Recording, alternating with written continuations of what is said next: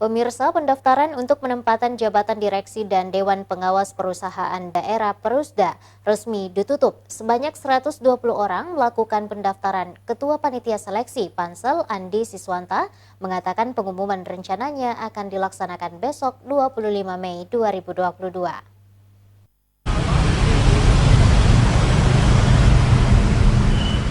Pemerintah Kota Makassar resmi menutup pendaftaran untuk pengisian jabatan direksi dan Dewan Pengawas Perusahaan Daerah. Sebanyak 120 orang telah melakukan pendaftaran. Ada 36 formasi yang dibuka untuk jabatan direksi dan Dewan Pengawas yang nantinya ditempatkan di seluruh perusahaan daerah. Seperti PDAM, PD Bank Perkreditan, PD Pemotongan Hewan, PD Parkir, PD Terminal, dan PD Rumah Pemotongan Hewan.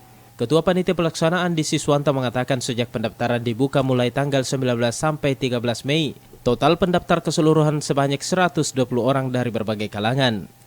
Adapun setelah pendaftaran akan dilakukan pengumuman. Tahap selanjutnya yaitu seleksi administrasi, uji kelayakan, wawancara dan pengumuman hasil 4 Juni 2022. Ada 6 itu perusahaan daerah yang kita lelang, antara lain Perumda Air Minum, PD Parkir, PD Pasar Makassar Raya, PD Terminal, PD Bank Perkreditan Rakyat, dan Rumah Pemotongan Hewan. Ini sekarang masuk tahap seleksi. Seleksi berkas. Seleksi berkas karena kemarin sudah penutupan dengan jumlah 120 orang. Hari ini kita rencana dengan panitia pelaksana akan menyeleksi berkas-berkas sesuai dengan persyaratan yang kita persyaratkan.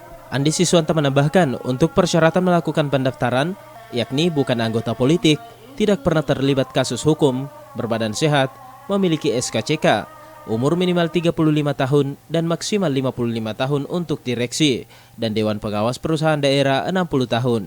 Ardi Jaho, Celebes TV.